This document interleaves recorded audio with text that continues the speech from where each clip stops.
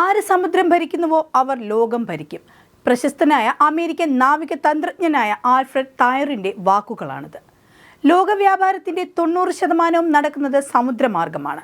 എണ്ണ, ഗ്യാസ്, മറ്റു ചരക്കുകൾ എന്നിവ നീങ്ങുന്ന കടൽപാതകൾ കൺട്രോൾ ചെയ്യാൻ കഴിയുന്ന രാജ്യത്തിന് ആഗോള സമ്പദ് വ്യവസ്ഥയെ തന്നെ നിയന്ത്രിക്കാൻ സാധിക്കും. ഈ ലക്ഷ്യം മുന്നിൽ വച്ചാണ് ചൈന ആഗോള സമുദ്രപാതയിൽ കുത്തക വളർത്തിയെടുക്കാനുള്ള അശ്രാന്തമായ പരിശ്രമങ്ങൾ കുറച്ചു നാളുകളായി നടത്തിക്കൊണ്ടിരിക്കുന്നത്.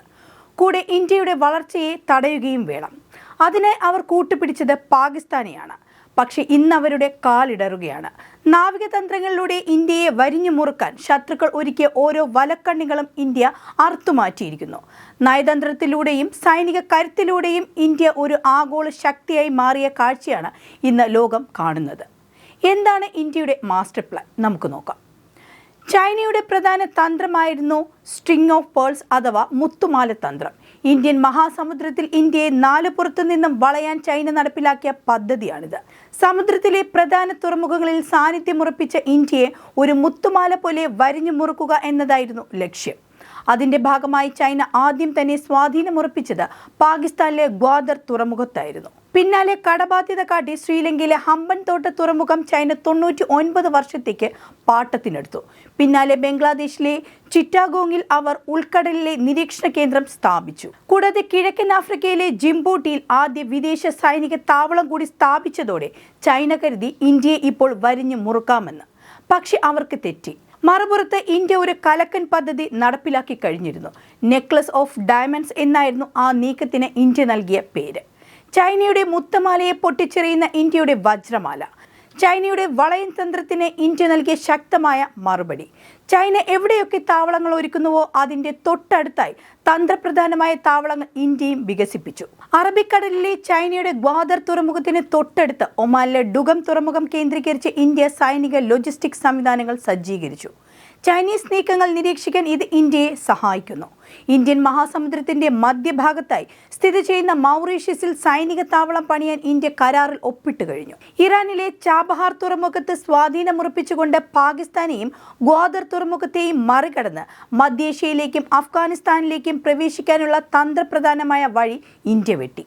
ഇന്തോനേഷ്യ സബാങ് തുറമുഖം ചൈനയുടെ വ്യാപാര കപ്പലുകൾ കടന്നുപോകുന്ന മലാക്ക കടലിടുക്കിന് സമീപമാണ്. അവിടെ ഇന്ത്യക്ക് പ്രവേശനം ലഭിച്ചത് തന്നെ ചൈന ഭയപ്പാടോടെയാണ് നോക്കിക്കണ്ടത്. സൈനിക താവളങ്ങൾ കൂടാതെ മറ്റ് രാജ്യങ്ങളുമായുള്ള ബന്ധങ്ങളും ഇന്ത്യയുടെ ഈ വജ്രമാലയ്ക്ക് കരുത്തു പകരുന്നു. ദക്ഷിണ ചൈന കടലിൽ ചൈനയുമായി തർക്കത്തിലുള്ള വിയറ്റ്നാം, ഫിലിപ്പീൻസ് എന്നീ രാജ്യങ്ങളുമായി ഇന്ത്യ പ്രതിരോധ കരാറുകൾ ഒപ്പിട്ടു. ഫിലിപ്പീൻസിന് ഇന്ത്യ ബ്രഹ്മോസ് മിസൈലുകൾ നൽകി. ഇന്ത്യൻ നീക്കങ്ങൾ കണ്ട് പകച്ചു നിൽക്കുകയാണ് ചൈനീസ് ഡ്രാഗൺ. ചൈനയുടെ ഏറ്റവും വലിയ പേടി മലാക്ക കടലിടുക്കാണ്. ഇന്ത്യയുടെ ആൻഡമാൻ നിക്കോബാർ ദ്വീപുകൾക്ക് സമീപമുള്ള ഈ ഇടുങ്ങിയ കടൽപാതയിലൂടെയാണ് ചൈനയുടെ 80% ഊർജ്ജ ഇറക്കുമതി നടക്കുന്നത്. അവിടെയുള്ള ഇന്ത്യയുടെ സ്വാധീനം ചൈനയുടെ സാമ്പത്തിക സുരക്ഷിതത്വത്തിന് വലിയൊരു ഭീഷണിയാണ്. ചുരുക്കത്തിൽ ചൈന എത്രയൊക്കെ കുറുക്കുവഴികൾ പണിഞ്ഞാലും ആ വഴികളെല്ലാം അവസാനിക്കുന്നത് ഇന്ത്യയുടെ നാവിക കരുത്തിന് മുന്നിലാണ്. നയതന്ത്ര നീക്കങ്ങളുടെ കാര്യത്തിൽ മാത്രമല്ല, ആയുധക്കപ്പൽ നിർമ്മാണ രംഗത്തും ഇന്ത്യ ചൈനയ്ക്ക് വലിയ വെല്ലുവിളികളാണ് ഉയർത്തിക്കൊണ്ടിരിക്കുന്നത്. മുമ്പ് യുദ്ധക്കപ്പലുകൾക്കായി നമ്മൾ വിദേശ രാജ്യങ്ങളുടെ വാതിൽക്കൽ കാത്തു നിൽക്കുമായിരുന്നു. ഇന്ന് മേക്ക് ഇൻ ഇന്ത്യയിലൂടെ നമ്മൾ അത്ഭുതങ്ങൾ സൃഷ്ടിക്കുകയാണ്. സമുദ്രപ്രതാപ് പോലുള്ള അത്യാധുനിക പട്രോളിംഗ് കപ്പലുകൾ ഇതിന് ഉദാഹരണമാണ്. 3500 ടൺ ഭാരമുള്ള ഹെലികോപ്റ്ററുകളെ വഹിക്കാൻ ശേഷിയുള്ള ഈ കരുത്തൻ നമ്മുടെ തീരസംരക്ഷണ സേനയുടെ കരുത്ത് വർദ്ധിപ്പിച്ചു. കൂടാതെ തദ്ദേശീയമായി നിർമ്മിച്ച INS വിക്രാന്ത് എന്ന വിമാനവാഹിനി കപ്പലും നീലഗിരി ക്ലാസ് ഫ്രിഗേറ്ററുകളും ഇന്ത്യയുടെ കടലിനെ ശത്രുക്കളുടെ പേടി സ്വപ്നമാക്കി മാറ്റിയിരുന്നു. ശത്രുക്കളുടെ കപ്പലുകൾ 100 കണക്കിന് കിലോമീറ്റർ അകലെ നിൽക്കുമ്പോൾ തന്നെ ലക്ഷ്യം കാണുന്ന ബ്രഹ്മോസ് മിസൈലുകൾ കൂടി അവയ്ക്കൊപ്പം ചേരുമ്പോൾ ശത്രുവിന് പ്രതികരിക്കാൻ പോലും സമയം ലഭിക്കില്ല. യുദ്ധക്കപ്പലുകൾ മാത്രമല്ല, കടലിനടിയിലും ഇന്ത്യ ഇന്ന് അജയ്യമാണ്. കാൽവരി ക്ലാസ് അന്തർവാഹിനികൾ ശത്രുക്കളുടെ കണ്ണുവെട്ടിച്ച് ആഴക്കടലിൽ പതിയിരിക്കാൻ കെൽപ്പുള്ളവരാണ്.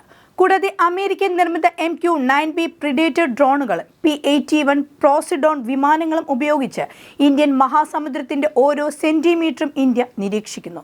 അതായത് കടലിനടിയിലെ ശത്രുവിനെ വരെ ആകാശത്തു നിന്ന് കൃത്യമായി കാണാനുള്ള വിദ്യ ഇന്ന് ഇന്ത്യയുടെ കൈവശമുണ്ട്. കരയിൽ ഹിമാലയത്തിന്റെ നെറുകയിൽ കാവൽ നിൽക്കുന്ന ഇന്ത്യൻ സൈന്യം പോലെ തന്നെ കടലിൽ തിരമാലകളെ കീറിമുറിച്ച് നമ്മുടെ നാവികസേന ശത്രുവിന്റെ നെഞ്ചിടിപ്പ് കൂട്ടുകയാണ്. ഇത് വെറും ആയുധങ്ങളുടെ മാത്രം കരുത്തല്ല, മറിച്ച് 140 കോടി ജനങ്ങളുടെ ആത്മവിശ്വാസത്തിന്റെയും ഇന്ത്യയുടെ നയതന്ത്ര വിജയത്തിന്റെയും കരുത്താണ്. ലോകവ്യാപാരത്തിന്റെ ജീവനാടി നിയന്ത്രിക്കാൻ ശേഷിയുള്ള കരുത്തനായി ഇന്ത്യ മാറിക്കഴിഞ്ഞു. ശത്രുക്കൾ ഒരുക്കിയ മുത്തുമാലയെ വെറും ചില്ല് കഷ്ണങ്ങളാക്കി മാറ്റി വജ്രത്തിന്റെ തിളക്കമുള്ള പ്രതിരോധവുമായി ഇന്ത്യ സമുദ്രം ഭരിക്കാൻ ഒരുങ്ങിക്കഴിഞ്ഞു.